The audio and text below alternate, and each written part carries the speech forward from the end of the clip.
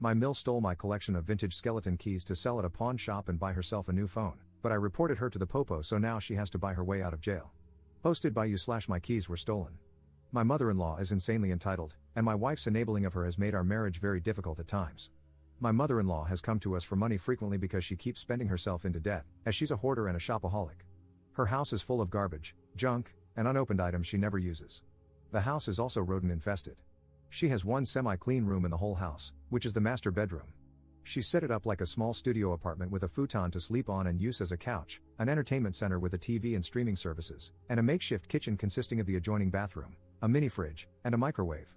My mother-in-law is also overweight because she eats out frequently. Recently, my mother-in-law came to us, specifically wanting me to buy her a new smartphone as an unprompted gift. She threw a massive fit when I refused, and I mean a full-blown childlike temper tantrum. Why did she want a new phone so suddenly? Hers was only 2 years old, that's literally it. As far as I know, it still worked fine, and even my wife has confirmed this. But my mother-in-law was adamant that she deserved a new phone. Before leaving, she yelled at us, saying we're supposed to be pampering her now that she's an old woman. She's 53. My wife also didn't want to buy her mother the phone because she had given her money not long ago to ensure her bills were paid. I have quite a collection of vintage skeleton keys, and I mean good ones. For example, keys from particular hotels, large ornate sergeants, brass railroad keys, reading hardware, etc. My collection as a whole should easily be worth $2,000 to $3,000. Some of those keys are extremely rare. I kept them in a locked display cabinet, but a few days ago, I came home to find my entire collection gone. The cabinet had been forced open. I checked the CCTV for the living room and saw my mother-in-law forcing open the cabinet with a small crowbar. She then placed all the keys in a couple of boxes she had brought with her and left. I immediately called my mother-in-law and demanded that she return my collection. She nonchalantly told me that she had already sold the entire collection at a pawn shop and used the money to buy her new phone. Then she said it was my fault and that she had to do it because I wouldn't give her the money. My wife was seemingly on my side until I said I was going to call the police. She begged me to drop it and even suggested I just start a new collection. I refused to let it go because many of those keys are not only expensive, but they're also irreplaceable. I spent 10 years building that collection. However, my wife kept blowing up at me, telling me to just let it go. Would I be wrong if I went to the police? Update 5 days later. Thank you everybody for the comments and advice. It finally made me realize that I was the only one keeping my marriage afloat, and it would likely never get any better if my wife wasn't on my side, even when her own mother stole something irreplaceable from me. This is going to be long, so TLDR, my mother-in-law got arrested, I got my keys back, and I'm divorcing my wife. To answer some quick questions I've received before getting into the nitty-gritty. 1. How did my mother-in-law get into the house? My wife unilaterally gave her a key when we moved in, that's why. 2. Why did I have CCTV cameras in the living room? Really? Wouldn't you, if you had something valuable on display there? 3. Is my mother-in-law on substances? No idea, she's always been crazy. 4. Did my mother-in-law steal from us before? Not that I've been able to tell, and I've checked everything I could think of. 5. What kind of phone did my mother-in-law get? I have no clue, but probably one of the cheaper smartphones given the amount of money she got from selling my stuff, unless she's on a payment plan. 6. Did my wife use my money to placate her mother before? Yes, she did. We primarily have separate accounts, but we also have a joint account for bills, which isn't used for savings. In 2 years of marriage, I'd say this happened about 5 times. Each time my wife took money from the joint account for her mother, she replaced it on her next payday. Though in hindsight, I think she only did so because she knew I wouldn't let it go. She'd always have an attitude with me for a few days after. I was in a bad marriage fog before, but this situation snapped me out of it. 7. Will I lock down my credit? I already have. Though I doubt my wife or her mother would be so foolish to try something like that, especially after my mother-in-law was recently arrested. Now, back to what happened that day. The police arrived and took my statement a little over an hour after I called the non-emergency line. I had the video footage and documentation of my collection ready. I also had texts that I had purposely obtained from my mother-in-law to bait her into a confession. I wanted to gather as much evidence as possible so she couldn't lie to the police. When I texted her, demanding she return my collection, she actually said LOL and told me there was no chance. She even boasted that she thought I was a pathetic son-in-law and that my key collection was tacky anyway. I asked her to at least tell me which pawn shop she sold the keys to so I could try to buy them back and how much they paid her. The dimwit admitted it all with glee in the texts. By the time the police arrived, I had everything I needed to back up my case. The cops took the matter more seriously than I expected. I was worried they might call it a civil matter since the thief was my mother-in-law and she had a key to the house. However, they arrested her not long after. The police even went to the pawn shop before it closed to retrieve my collection. I got everything back from the police after a couple of days. For now, I've placed the collection in a safe, secure location that no one can access. The pawn shop gave up the entire key collection to the police right away, like it was a bag of hot potatoes. I scrutinized every important key that was returned, and as far as I can tell, everything is there. That was a huge relief. I took time off work and barely slept for 2 days because of this ordeal. As for the cabinet my mother-in-law broke into, it's pretty much a total loss. She mangled the lock and doors while prying it open. Thankfully, it wasn't an antique, just something I got used for $50, so I'm planning to take it to the dump eventually. From her texts, I found out my mother-in-law sold the entire collection to the pawn shop for a whopping $300. For a collection of hundreds of antique keys valued at $2 to $3 grand, that low number felt like a punch in the gut. The pawnbroker likely knew the collection could be worth much more as a whole. It's not exactly hitting the jackpot, but money is still money, especially when a clueless little lady walks in with a box of valuables. Anyway, the repayment to the pawn shop was supposed to be my mother-in-law's responsibility, but my wife ended up covering it with money from our joint account. According to the shop owner, my mother-in-law told them the key collection belonged to her deceased husband and that she was tired of it sitting in storage. So, they believed her. Just to be clear, though, she's not a widow, her husband divorced her and left the state about 15 years ago. My mother-in-law lives off Social Security and food stamps, and she also holds garage sales every few months. She often demands our soda and beer cans so she can get the deposit money by recycling them. She doesn't drive, but gets around on an electric scooter that tows a bicycle trailer. She lives in a house that's long been paid off and wouldn't have money problems if she didn't overspend every month. And, of course, she always relies on my wife to pick up the slack when she falls short. My wife and I got into a huge fight when she got home because I had her mother arrested. I told her I was done with her enabling her toxic mother. I said I would change the locks immediately and ban her mother from the house. I also told her that either we get marriage counseling, or I'd be inquiring about my options for separation with an attorney. I thought my wife would beg me not to go through with it, but instead, she called me horrible, packed a suitcase, and walked out to stay at a motel. I just sat on the couch and let her go.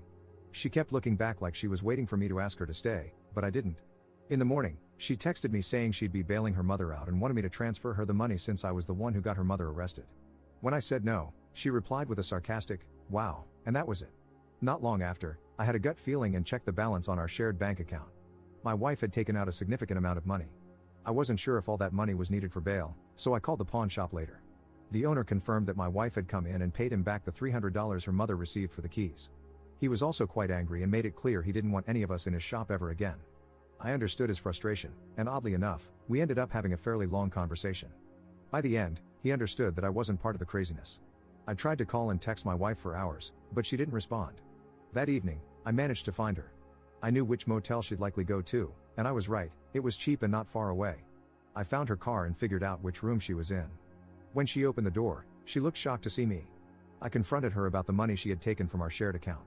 She basically said that since I refused to pay her mother's bail after getting her arrested, she got the money from me another way. Then, with a smug attitude, she told me she wasn't paying that money back into the shared account this time and said it was my karma for getting her mother arrested, before shutting the door in my face. She even said through the door that she'd call the cops on me if I didn't leave. The smug look she gave me reminded me of nasty teenage girls when they get their way, and it really ticked me off. I already knew my marriage was pretty much over, but that night it really sank in. I had a long sit down with some old video games and a cola to reflect on my future. Since the house is rented, I've decided not to renew my half of the lease and will soon start apartment hunting. The lease runs until the end of March, but I may leave sooner depending on how quickly I can find a new place. Thankfully, we don't have any kids, which is one thing I have in my favor right now. The next day, I changed the locks on the house, removed all of my money from the joint bank account, and stopped all automated payments to and from it. I made sure to take only the amount I had contributed, leaving more than enough in the account for me to break even and still maintain the minimum required balance. Now, the cost of my mother-in-law's bail and paying back the pawn shop is entirely out of my wife's pocket. I don't think she's noticed yet, but it probably won't be long before she does. I've already been to a couple of divorce lawyers and decided to go with the second one, since the first seemed more interested in a paycheck than helping me. I'll be serving the divorce papers soon. I loved my wife, but it's clear she didn't love me, and I can't stay with her anymore. She can have her thieving, hoarder mother all to herself. We both have comparable incomes, so I'm pushing for a clean split divorce. This woman didn't deserve me, and I fell for her act. She didn't want a husband, she wanted an insurance plan. I will also pursue any charges still possible against her mother. I'll update when more happens, but I want to be clear, I'm not changing my mind. My soon-to-be ex-wife can beg and love bomb all she wants, if she even bothers, but I've never been her priority. I'm not settling for being second place in my own marriage. It is over. Edit. Yes, I asked the landlord for permission to change the locks, and he was all for it once I explained what had happened. All I had to do was mail him a copy of the new key. He definitely doesn't want my mother-in-law to ever have access to the house again. Second update 10 days later. Just because I find it humorous, I'll be referring to my wife as wifey a lot from now on. It didn't take me long to find and hire a divorce lawyer. She asked me a couple of times if I was sure I wanted to go through with the divorce. But after explaining my full story to her and showing some evidence, she agreed that I should start the process ASAP. So, she got the ball rolling. This divorce is definitely going to cost me, but I don't care. I'll rebuild my savings later as a free man. I never even wanted to rent the house I'm living in now, wifey pushed for that. I'd have been perfectly happy staying in the old apartment we used to share until we could actually afford to buy a house together. But that's obviously never happening. Once we separate, I'll be paying a lot less for an apartment. Before coming home, wifey had spent some time at a cheap motel after bailing her mother out of jail. She even threatened to call the police on me when I went to see her there. While she was away, I changed the locks with my landlord's permission and sent her a text letting her know. But I guess she didn't bother to read it because she never responded. When she finally came home, she started pounding on the door and screaming at me to let her in. I just watched her through the doorbell cam and let her go at it for a while until she eventually got on her phone to call me. I was already walking home from having dinner with my best friend when she called, so I pointed out the text she hadn't read. When I got home to let her in, she looked puffy-cheeked, teary-eyed, and red-faced. I handed her a new key and told her that if she gave a copy to her mother again, I'd be notifying our landlord. They were already very upset that she had given her mother a key in the first place. I wasn't sure what the landlord could have done, but it was enough to get wifey to comply for the time being. Plus, I'm not planning to live here much longer anyway. My mother-in-law still refuses to believe she did anything wrong and plays the victim to wifey every chance she gets. She's no longer allowed over for obvious reasons, but both she and wifey have been calling me a monster repeatedly. I'm just glad my mother-in-law doesn't have any friends, otherwise, she'd definitely be spreading her twisted version of the story to paint me as the villain. She was told the rough value of my key collection and the kind of felony charges she might face. Even though my collection was returned intact, she could still be looking at legal consequences, although the charges might get reduced. I'd like to hope she gets a decent punishment, but I'm not counting on the system to throw the book at a manipulative person like her. As I mentioned in my previous post, wifey paid her mother's bail and reimbursed the pawn shop with money from our joint bank account, then smugly told me she wouldn't be putting the money back. It was a terrible power move, her way of trying to stick all the costs on me. Since then, I removed everything I had in that account and stopped all future payments so she couldn't spend my money too. I've also changed my passwords to pretty much everything. When wifey finally checked the account a couple of days ago, she flipped out because it meant that what she paid for her mother's bail and reimbursing the pawn shop was coming out of her money only. She no longer had access to my funds to supplement her own. I just ignored her tantrum, went into the home office, and watched anime on my computer. She banged on the door for a while, demanding I talk to her, but I stayed quiet and put on my headphones. Wifey has repeatedly demanded that I drop all charges against her mother, even going as far as to say that if I really loved her, I'd not only stop everything but also cover the costs. When I kept refusing, she moved into the spare bedroom. Initially, she tried to kick me out of the master bedroom, but I made it clear I wasn't giving it up when she was the one at fault. She even tried taking my things out, but I blocked her and, pointing my finger like I was talking to a dog, firmly said, "No." She ended up crying, accusing me of demeaning her, but I didn't care. Then, out of pure spite, she admitted that until this mess started, she'd been planning to move her mother into the house full-time soon because of the state of her hoarder home. She even boasted that she was going to do it while I was at work. I told her that we were supposed to be equal partners before all this, and I was tired of her making decisions on her own. As long as I'm paying 50% of the lease, her mother will not be living here. I made it clear that if she tried to move her mother in, I'd throw all her stuff out immediately. Wifey looked like she was about to explode and stormed off to the kitchen to have a drink and a loud phone call with her mother. Meanwhile, I started removing her things from the master bedroom and put them in the other room for her. I've also installed a new lock on the master bedroom door. I had wifey served with divorce papers at her job, and she told me it really embarrassed her in front of her colleagues. When she got home, she flipped out again, apparently not taking my threats of divorce seriously until the papers were actually in her hands. She said I couldn't do this, but I told her I was done. She'd made it more than clear where she stands. I told her I learned an interesting phrase online: when people show you who they really are, believe them. And she's clearly shown me who she really is, and it's not the woman I fell in love with. That woman disappeared and was replaced by an entitled mommy's girl who refuses to act her age, especially after we got married. It's pretty obvious now that she did that intentionally. At this point, I don't think she ever loved me, just my wallet. I told her I can't stay married to someone who conned me into this. She started screaming that she wasn't a gold digger, so I asked if she would have stayed married to me if I had done all the same things to her. She tried to deny it at first, but then hesitated, looking around as if searching for a better answer. Finally, she resorted to her usual gaslighting to deflect, but I wasn't having any of it this time. I told her right then and there that I'm not renewing the lease on the house because I don't want to live with a petulant woman-child I can't trust. I even said that if she wants to keep the house, she's welcome to start a new lease and move her mother in once I'm gone. That's when the real waterworks started. She claimed I was destroying our family, and I fired back with, "What family?" I pointed out that we don't have kids, and her mother is more important to her than I am. We have no family. After that, I just walked away. She cried loudly in the living room for hours, but I ignored her. Now, she's giving me the hardcore silent treatment and refuses to look me in the eye. Honestly, I'm actually enjoying it, which seems to make her even angrier. As an added bonus, I warned my landlord about wifey's plans to move her mother in. I gave him all the details about my mother-in-law, the state of her hoarder house, and how wifey is a deceptive mommy's girl. I made it clear that if he allowed my mother-in-law to live in any of his properties, she would turn it into a disaster. The landlord thanked me for the heads up and told me he won't let wifey renew the lease on her own if she tries. He plans to advertise the property soon. Wifey has no idea yet, and she likely would have only just barely been able to afford the place with her mother's help anyway. Yesterday, someone advised me to remove my name from the joint bank account to avoid being responsible for any overdraft. I took their advice and went to the bank to get it done. I also made sure to print all statements from the account and hand them over to my lawyer, so I can wash my hands of it completely. Edit. I'm not sure if it's the same everywhere, but the bank had no problem removing my name as a cosigner when I pushed for it. The account had no debts and well above the minimum balance. The bank probably informed wifey, but whether or not she knows, it doesn't matter since she's still not talking to me. Third update 2 weeks later. The fact that so many people here predicted this so accurately is kind of frightening, but it just proves what a stereotype wifey really is. After about a week of the silent treatment, wifey couldn't keep it up anymore and started love bombing me. She even tried to make dinner and get me drunk. While she was cooking, I told her I wasn't going to touch anything she made. For one, she's a terrible cook, and secondly, I don't trust her not to put something in the food. She made overcooked hamburgers, and I didn't touch them or the drinks she provided. The beer was already opened. She started crying, saying I was being mean for not eating her food. I coldly told her it was because I can't trust her anymore. She snapped back that it's not like she'd cheated on me or anything. I responded that she may as well have cheated, since her mother was always more important to her than me, the man she married. You can't keep a marriage together by treating your spouse as secondary. Wifey broke down crying again and tried to change the subject, begging me to stop the divorce.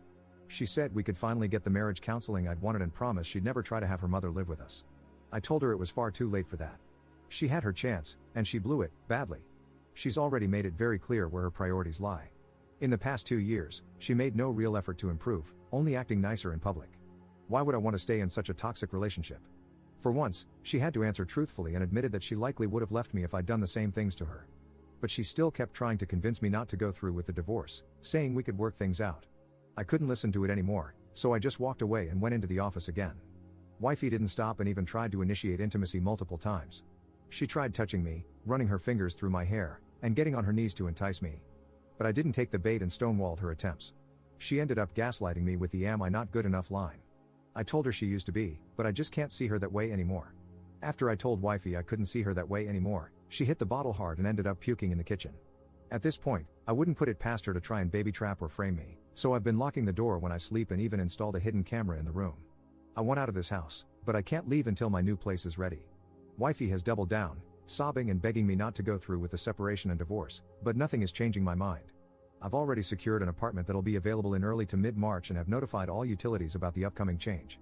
Now wifey's freaking out even more because she has to find a place for herself, but I don't really care where she ends up. I'm just glad I'll be free of this house soon. I've also made sure not to tell her where my new apartment is, and she's tried to get that information out of me 3 times already. As soon as my new apartment is ready, I'll start moving my things in. I'll be taking the bed from the guest room since I paid for it, and it'll be easier to move. It's a queen size, whereas the one in the master bedroom is a king. Wifey can keep the bulk of the furniture. She can leave it for the next tenant or sell it, I don't care anymore. The apartment I'm moving into is a 1-bedroom, and though the previous tenant left it in bad shape, it's getting remodeled. I chose this place because not only is the rent far cheaper than the house, but I'll also be much closer to my job, close enough to walk or bike to work. I haven't ridden a bike in years because wifey never wanted to, which is another thing she held me back from. So once I move, one of the first things I'm going to do is buy a bike. Edit. To clarify, wifey is the only one who's been drinking. I've avoided booze for a while now. Edit. I've received a lot of comments judging me based on this post alone. I'm not acting this way for no reason. Please read my prior post to understand what led to this. Edit. To explain the bike situation, wifey hates bikes and never wanted to ride with me, which made me gradually lose interest. Eventually, she threw out my old bike without asking me. I wasn't too mad since it was in bad shape, but I never replaced it, and that's on me. I'm still deciding what kind of bike to get, either a street MTB, a classic road bike, or a fixie. Fourth update 4 months later. I've decided I will no longer refer to my soon-to-be ex-wife as wifey, even that feels wrong now. So, from now on, I'll just refer to her as my soon-to-be ex-wife. At first, I thought nothing came of it as weeks went by, but I guess someone did look into it because my mother-in-law's house was eventually inspected. The house was found to be in even worse shape than I had imagined. It was not only a serious fire hazard to itself and everything around it and rodent infested, but there were also exposed electrical wires, a roof leak that had been left unfixed for years causing severe rot damage and black mold. The outside of the house didn't look that bad, and since it was in a neighborhood full of old houses that looked similar, no one had reported it until I did. My soon-to-be ex-wife figured out it was me who reported her mother, given the timing and everything. She came home and ranted about all the things her mother told her the inspector had found, and how her mother was likely to lose her house now. But honestly, it was only a matter of time before something like that happened. If I hadn't reported her mother, someone else eventually would have. She screamed at me, calling me a horrible, deceitful person. I calmly asked her if she wanted to be the pot or the kettle, then reminded her of all the reasons why we were separating. I ended up losing my cool and ranted at her, saying that her enabling of her mother caused this. Her acting like it wasn't important when her mother stole my irreplaceable skeleton key collection, which I'd spent a decade building, caused this. Her selfish, unilateral decision-making and bratty behavior since we got married caused this. Couples are supposed to make decisions together, but she kept making them for both of us without even asking for my input. So, for once, I made a unilateral decision of my own and reported her mother's hoarding. It needed to be reported anyway because it's a danger to both her and the people around her. I told my soon-to-be ex-wife that I was sick of constantly sucking it up, letting things slide while they acted like I was the bad guy and walked all over me. I made it clear her mother would get nothing more from me. And maybe, just maybe, she wouldn't be as crazy once she's no longer living in a house filled with the fumes of rotten garbage, rodent excrement, and black mold. My soon-to-be ex-wife just walked away, sniffling and cursing me. Yeah, I know I went too far. I'd been reduced to being just as petty as her. I made that call out of anger, but after I did it, I had no choice but to stand by my decision. My mother-in-law ended up demanding that my soon-to-be ex-wife cover the cost of cleaning and restoring the house, but she couldn't afford it. From what I've heard, my mother-in-law went off on her, telling her to find the money any way she could. She even demanded that I pay for it since I was the one who reported the house, saying my soon-to-be ex-wife should sue me. However, my soon-to-be ex-wife told her it wouldn't work. The house was in such poor shape, rotten garbage, exposed wires, roof leaks, rot, and black mold, that no one should be living in it to begin with. When my soon-to-be ex-wife tried to tell her mother that she couldn't afford to pay for the house to be cleaned and renovated, her mother attacked her like a wild animal. She hit and scratched her multiple times, even trying to pull her hair out. And then it happened, my mother-in-law had a heart attack right on the spot. Going into a rage on her daughter must have triggered it. My soon-to-be ex-wife called 911 while frantically searching for aspirin in the house, but by the time help arrived, her mother had already passed away. My soon-to-be ex-wife came home with a police officer in tow, absolutely furious and screaming at me about what had just happened to her mother. She blamed me for everything. Amidst her ranting, I found out for the first time that her mother had a weak heart, which was the real reason she was on disability. The officer had to separate my soon-to-be ex-wife from me as she collapsed onto the couch, sobbing. I hated my mother-in-law with a passion, but I never intended for anything like this to happen. I still feel a great deal of guilt over it. From what the police officer and my soon-to-be ex-wife said, I managed to piece together the full story and later typed it out, but I couldn't bring myself to post it at the time. I was too consumed by guilt and needed to take a serious break from Reddit. That evening, after finding out my mother-in-law had passed away, my soon-to-be ex-wife eventually calmed down enough to explain things more clearly to the officer. However, she kept shifting between blaming herself and blaming me. From across the room, I asked her why I was never told about her mother's heart condition. She yelled back that it was none of my damn business. But it explained a lot. The times her mother would dramatically put her hand on her chest and cry whenever she didn't get her way now made sense. My soon-to-be ex-wife ended up having a breakdown in the bathroom she'd been using since we started sleeping separately. She asked the police officer for a moment alone, then went completely crazy after shutting the door. A few minutes later, she came out looking angry but calm and told me I was cleaning up the mess she made in there. Then, she packed her bags again and left for the motel, saying she wouldn't be coming back unless it was to get her things. I was so consumed with guilt that I could barely function for days. I had to take leave from work because of stress migraines and spent 3 days on the couch, relying on meds to get by.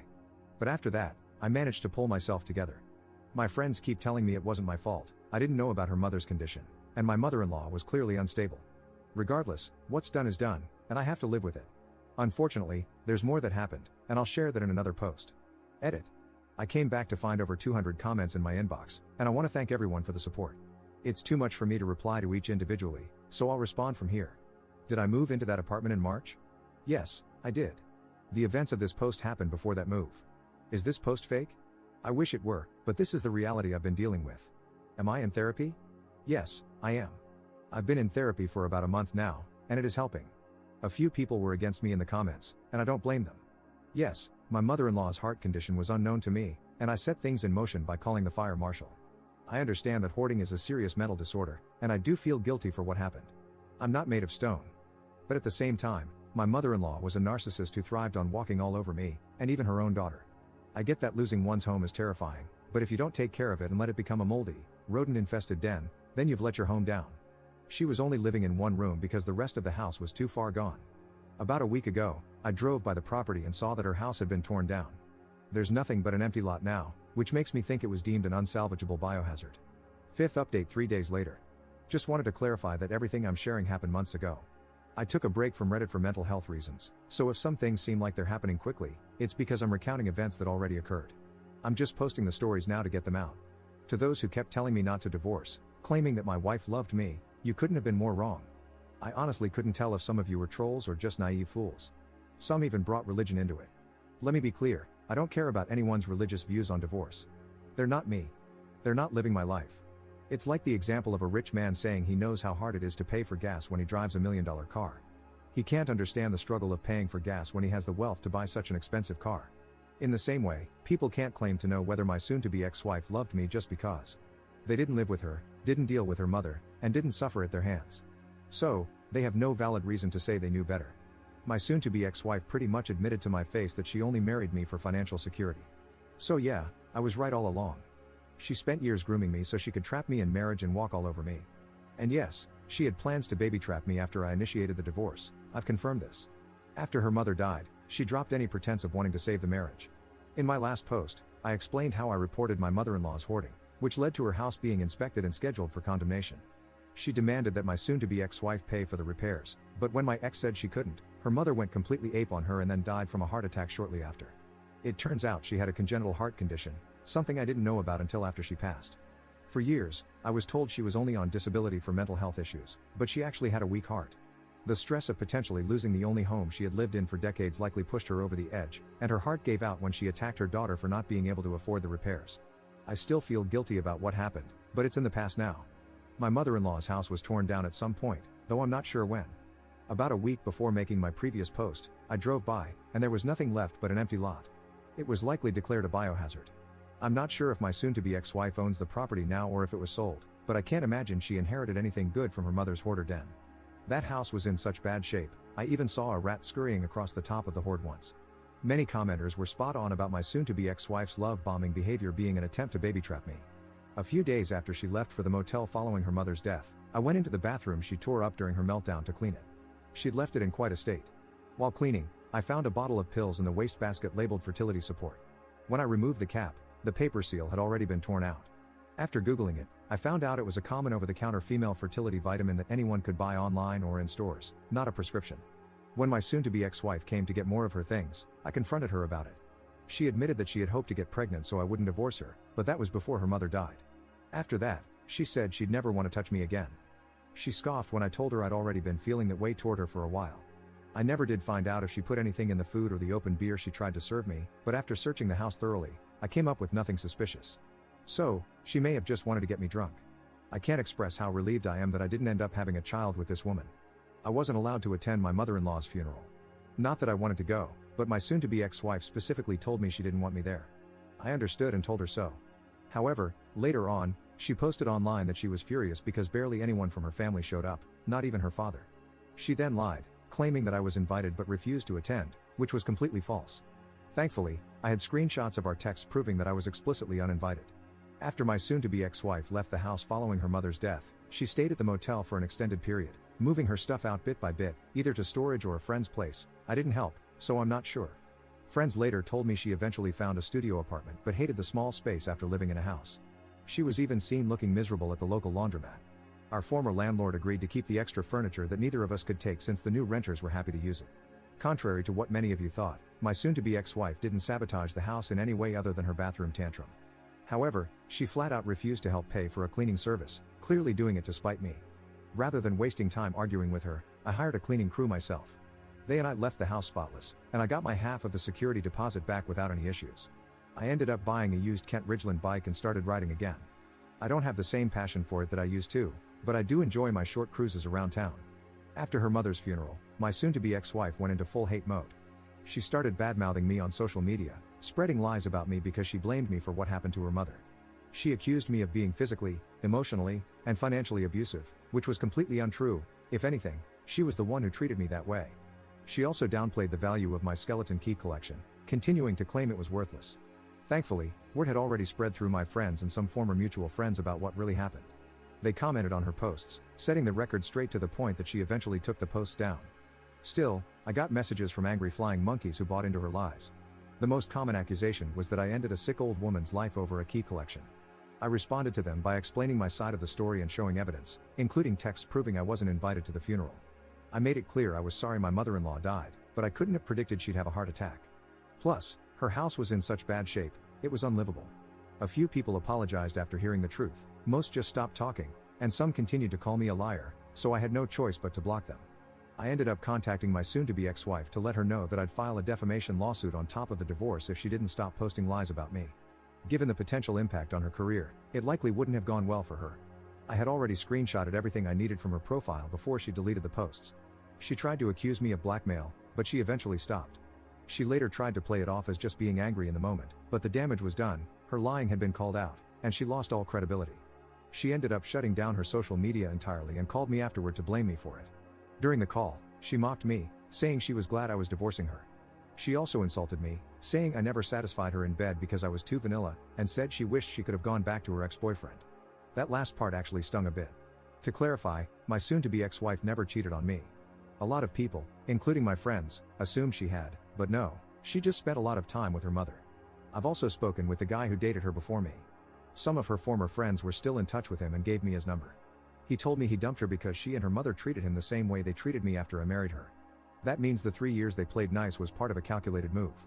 I also found out from him that the guy who dated her before him, her high school sweetheart, dumped her for the exact same reasons. It's a pattern that's been going on for years. There's still more to this, and I'll post again soon. For now, I'll just say that the divorce is underway, and it's not going in my soon-to-be ex-wife's favor. 6th update 6 days later. To clarify, since some people didn't know before, everything I've been posting happened months ago, which is why I've been able to share these events so quickly. After the social media drama, my soon-to-be ex-wife tried one last desperate move to get back at me. She tracked down my mother, with whom I've been no contact. She probably found her through Facebook, as I know my mother has an active profile there. My soon-to-be ex-wife knew exactly why I went no contact with my mother. I'd told her for years about the things my narcissistic mother put me through. But she went to see her anyway. Whether she was looking for a replacement maternal figure or doing it just to spite me, or maybe both, it's clear that she's petty AF.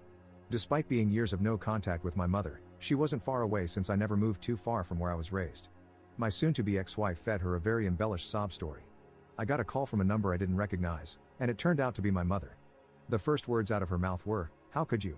She wouldn't even let me speak, cutting me off with, "I don't want to hear your excuses," and then went on a rant fueled by the lies my soon-to-be ex-wife had told her. I didn't even bother to listen to the whole thing. I just hung up about halfway through the rant and blocked the number. At that moment, I remember thinking, just great, the two people I hate most in this world are now banding together. My soon-to-be ex-wife figured out where I live, though I have no idea how. What mattered more was that she showed up with my mother. Seeing my mother again was like a bad flashback. She was just as judgmental and narcissistic as ever, but now with bleached blonde hair, still dressing like she was in denial about her age. The moment she started yelling at me, I snapped. I completely lost it on both her and my soon-to-be ex-wife. I ranted about all the things my soon-to-be ex-wife and her mother had put me through, and how I wasn't surprised that my own crazy mother would side with a toxic liar like her without even questioning my side of the story. I ended up venting about a lot of the things that had happened, and for the first time in my life, I saw genuine fear in my mother's eyes.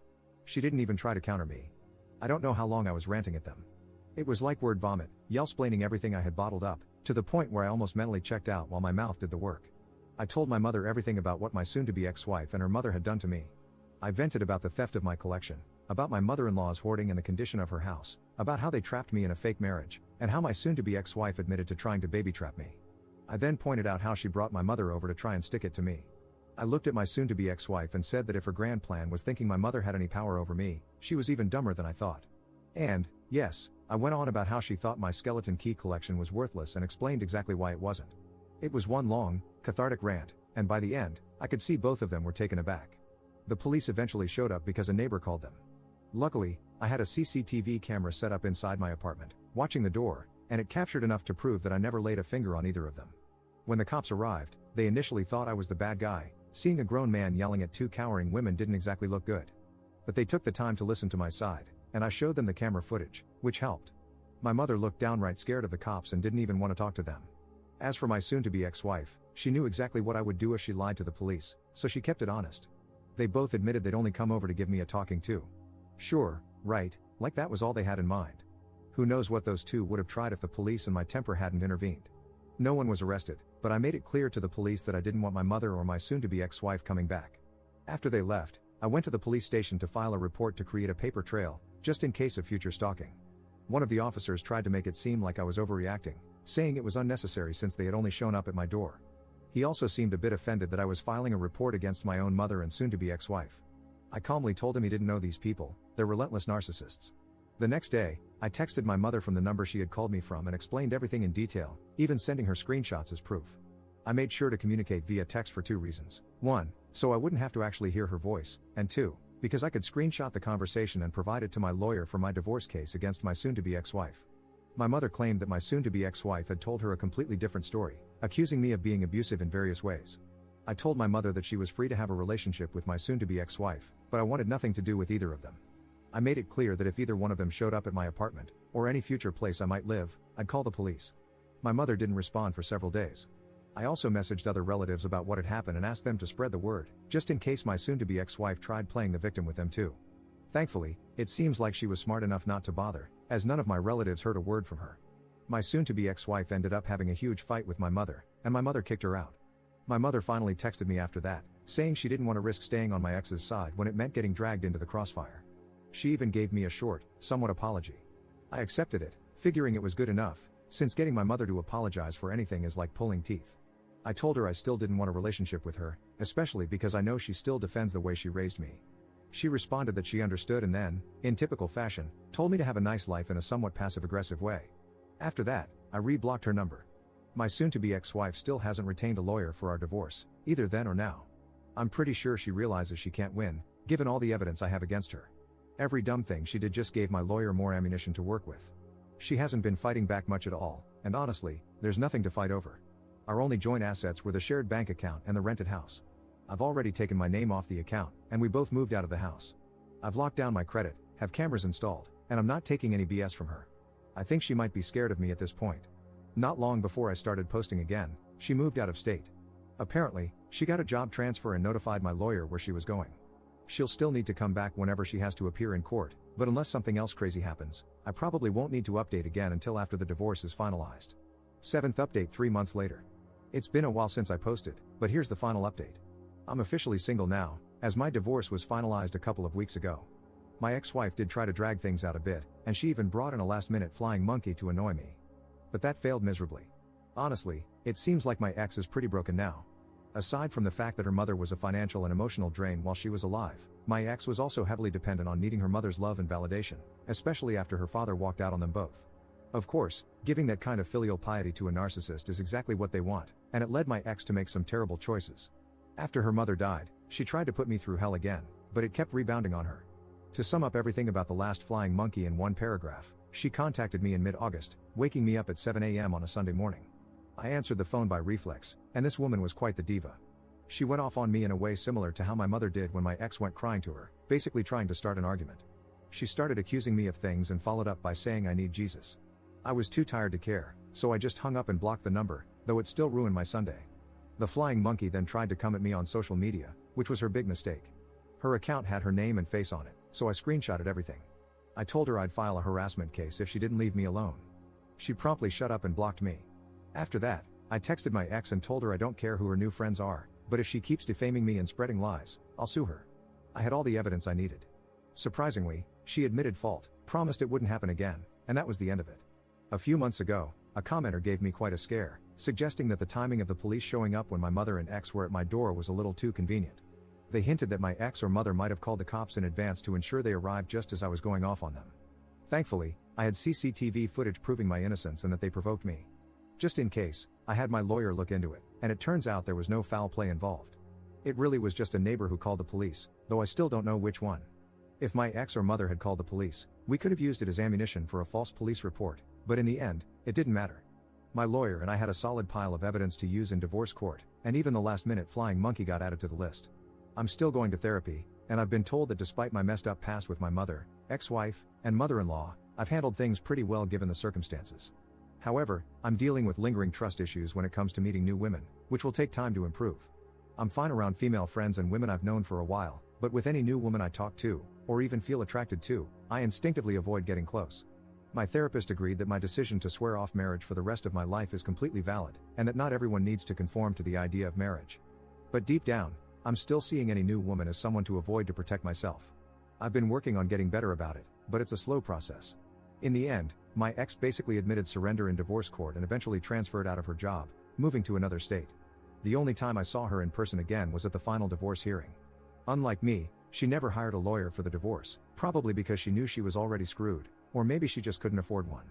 Her finances weren't as good as mine, largely because she'd given a lot of money to her mother. During the divorce, I found out that her credit wasn't great, not technically in the toilet, but she had debts going back to before we were even married. I don't know the specifics of those debts, but she admitted that she was hoping for my help to pay them off. In fact, her plan was to turn me into her lapdog and make me take care of those debts. But, as we know, she and her mother pushed all the wrong buttons, and I rebelled.